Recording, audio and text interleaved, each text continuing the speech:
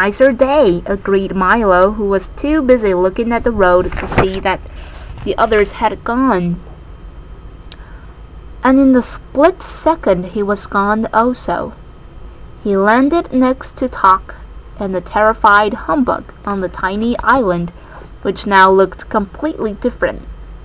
Instead of palms and flowers, there were only rocks and the twisted stumps of long dead trees. It certainly didn't look like the same place they had seen from the road. "Pardon me," said Milo to the first man who happened by. "Can you tell me where I am?" "Pardon me," replied the man. "Can you tell me who I am?" The man was dressed in a shaggy tweed jacket and knickers with long woolen stockings and a cap that had a peak both from front and back, and he seemed as confused as he could be. "You must know who you are," said Milo impatiently. You must know where you are," he replied with equal annoyance. "Oh dear, this is going to be difficult," Milo whispered to Talk. "I wonder if we can help him." They conferred for a few minutes, and finally the bug looked up and said, "Can you describe yourself?" "Yes, indeed," the man replied happily. "I'm as tall as can be," and he grew straight up until all that could be seen of him were his shoes and stockings. "And I'm as short as can be," and he shrank down to the size of a pebble. "I'm as generous as can be," he said, handing each of them a large red apple. "And I'm as selfish as can be," he snarled, grabbing them back again. "I'm as strong as can be," he roared, lifting an enormous boulder over his head. "And I'm as weak as can be," he gasped, staggering under the weight of his hat. "I'm as smart as can be," he remarked in 12 difficult languages. "And I'm as stupid as can be," he admitted, putting both feet in one shoe. "I'm as graceful as can be," he hummed, balancing on one toe. "And I'm as clumsy as can be," he cried, sticking his thumb in his eye. "I'm as fast as can be," he announced, running around the island twice in no time at all. "And I'm as slow as can be," he complained, waving goodbye to the snail. "Is that any help to you?" Once again they conferred in busy whispers until all three agreed.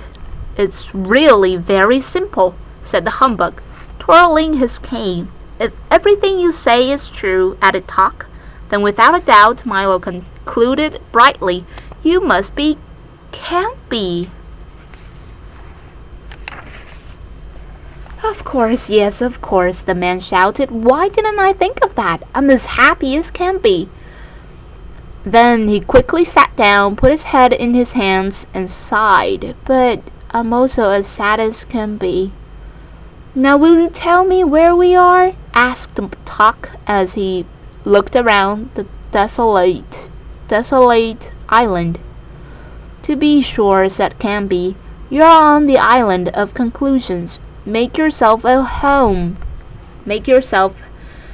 home. You're apt to be here for some time." "How did we get there?" asked Milo, who was still a bit puzzled by being there at all. "You jumped, of course," explained Canby. "That's the way most everyone gets here. It's really quite simple. Every time you decide something without having a good reason, you jump to conclusions whether you like it or not. It's such an easy trip to make that I've been here hundreds of times." "But this is such an unpleasant looking place," Milo remarked. "Yes, that's true," admitted Canby. "It does look much better from a distance." As he spoke, at least 8 or 9 more people sailed onto the island from every direction possible. "Well, I'm going to jump right back," announced the humbug, who took 2 or 3 practice bends, leaped as far as he could, and landed in a heap 2 feet away. "That won't do at all," scolded Canby, helping him to his feet. You can never jump away from conclusions.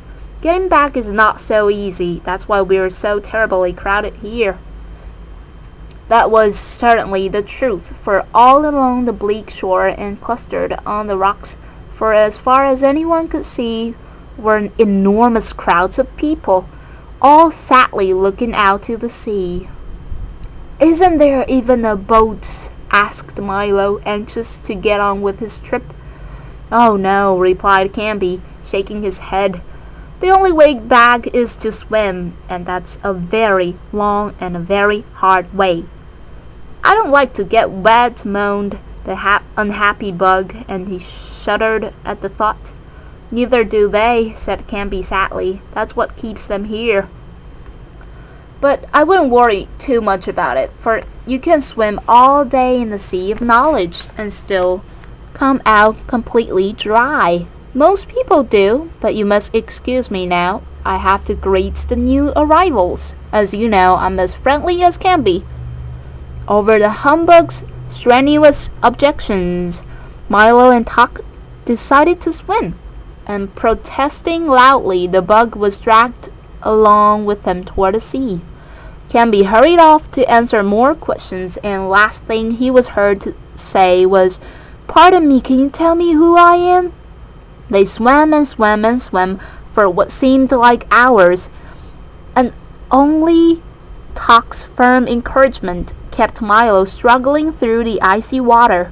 At last they reached the shore, thoroughly exhausted, and except for the Bug, completely soaked.